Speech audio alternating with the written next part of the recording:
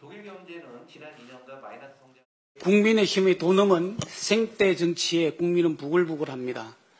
마은혁 헌법재판관 후보자 임명을 반대하며 무기한 단식 농성에 돌입한 박수영 국민의힘 의원이 나흘 만에 단식을 중단했습니다.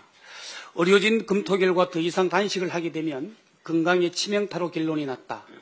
병원 이송 의견이 있어서 당 지도부도 박 의원을 병원으로 강제 이송시켜 치료받게 하라고 했다고 합니다.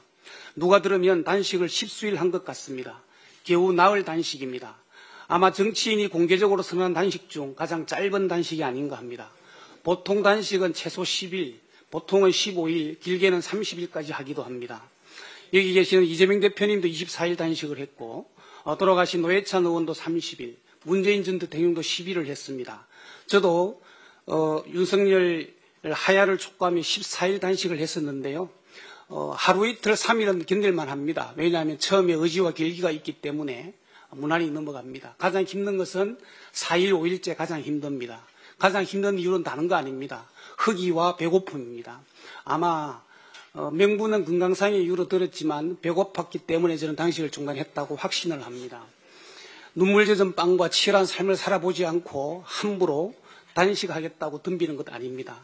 단식은 곡기를 끊는 일입니다. 그만큼 단식은 사회적 약자 또는 소수의 세력이 목숨 걸고 하는 최후의 수단입니다. 사회적으로 정의롭고 대의를 위한 일은 단식의 기본입니다. 그런데 박수영은 헌법재판소가 지난달 27일 최고난 대행이 마 후보자를 임명하지 않은 것은 국회 권한을 침해한 위법한 행위라고 만장일치로 결정했음에도 박 의원은 마은혁 후보자를 임명하지 말 것을 촉구하며 단식 투쟁을 한 것입니다. 법과 헌법을 지키지 말라는 단식, 겨우 나흘 만에 병원 이송 단식은 들어본 적도 없고 본 적도 없는 첫 단식입니다. 단식쇼의 생떼쇼입니다. 의지도 없고 명분도 없고 아예 시작을 말지 비굴하게 비루한 정치인의 모습에 그저 한숨만 나옵니다. 누리꾼들 사이에서도 비판적 반응이 쏟아졌습니다. 한 누리꾼은 원래 단식은 목숨을 건다는 의사표시라며 기본도 안 된 정치인들의 단식쇼라고 지적했습니다. 또 다른 누리꾼들은 법을 지키지 말라고 단식하는 사람은 처음 본다. 건강 목적으로 단식원에 들어가도 저 정도는 하겠다. 단식 디톡스냐 하는 조롱 섞인 반응이 줄을 이루고 있습니다. 겨우 나흘 단식을 하고 단식 중단 명분을 건강 때문이라고 했지만 실상 그 속내는 용인하지 않는 억지 주장과 헌법재판소의 결정을 막는 위법, 위헌한 행위가 더 이상 용인되지 않는 데 따른 백기투항일 것입니다. 약자가 취할 수 있는 최후의 투장수단인 단식을 내란죄 피고인인 대통령을 지키는 방법으로 활용한 박 의원의 단식은 아무리 생각해도 절대 해서는 안 될 거각한 행동입니다.